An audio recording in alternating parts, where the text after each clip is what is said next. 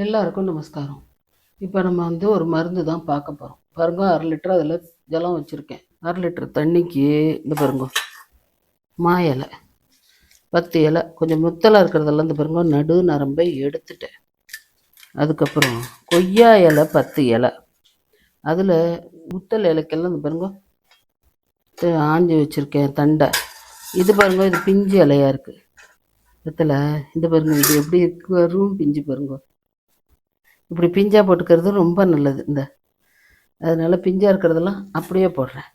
முத்தலாக இருக்கிறதுக்கெல்லாம் தான் காம்பை ஆஞ்சிட்டு போட்டிருக்கேன். இப்படி பிஞ்சு பிஞ்சாக இருக்கிறதெல்லாம் அப்படியே போட்டேன். 10 இலை கொய்யா இலை. இப்போ பாருங்க, வேப்பலை, இது வேப்பங்கொழுந்து தெரியறதா?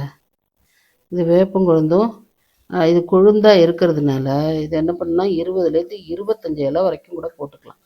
முத்தலாக இருந்ததுன்னா 10 இலை போட்டுக்கோங்க. கொழுந்தாக இருந்ததுன்னா 25 இலை கூட போட்டுக்கோங்க. இது எல்லாத்தையும் நம்ம போட்டாச்சு. இப்போது ஒரு 1/2 டீஸ்பூன் மஞ்சள் பொடியும் அதில் போட்டோம். நல்லா கொதிக்கணும். 1/2 லிட்டரில் இது எல்லாத்தையும் போட்டிருக்கேன். இப்போ இந்த 1/2 லிட்டர் 100 ml சுருங்கணும். சுருங்கிட்டு அப்புறம் நம்ம பார்ப்போம். அது வரைக்கும் அது கொதிக்கட்டும். இப்போ இது எதுக்கு அப்படின்னு கேட்பேன்.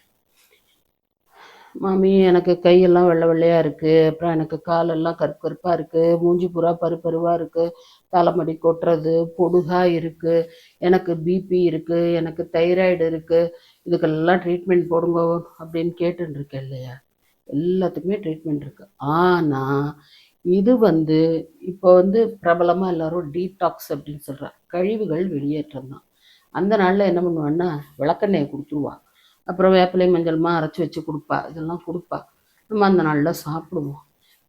அந்த நாளில் 2வது இப்படி இலைகள் தான் பறித்து கஷாயம் பண்ணுவாள். இதுக்குன்னு டீடாக்ஸ் அப்படின்னு அதுக்கு ஒரு ஆஸ்பத்திரி, அதுக்கு ஒரு கம்பெனி, அதில் நம்ம போயிட்டு வந்து அதெல்லாம் அந்த நாளில் கிடையாது. ஏதோ சொல்லவும் ஒரு 4 பிடிங்கின்னு ரூபா போடுவா, அப்படி கொதிக்க வைப்பா, இந்தா அப்படின்னு கொடுத்துட்டு போயிடுவா. இவ்வளவு தான்.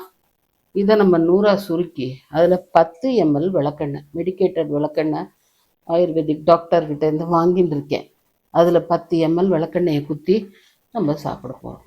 இது சாப்பிட்டா 2 மணி நேரம் கழித்து தான் பாத்ரூம் போக ஆரம்பிக்கும். காத்தால ஒரு 5:30க்கு சாப்பிட ஆரம்பித்தால், இல்லை ஒரு 5 மணிக்கு கூட சாப்பிடலாம். சாப்பிட்டேன்னா ஒரு 7, 7:30க்கு தான் இது போக ஆரம்பிக்கும். மாதத்தில் ஒரு நாள் சாப்பிட்டா போதும். இது ஒரே நாளில் சாப்பிட்டோன்னே எனக்கு எல்லாம் சரியாயிடணும்னா ஒன்றும் ஆகாது. ஒரு வருஷம் மாதம் ஒரு தடவை இப்படி சாப்பிடுங்க. சிம்பிளாக இப்படி சாப்பிட்டு நான் அப்படி ஒன்று ஒன்றா போடுறேன். பாட்டி வைத்தியங்கள் என்னென்ன பண்ணுவா பாட்டி அப்படிங்கிறத ஒன்று ஒன்றா நான் போடுறேன்.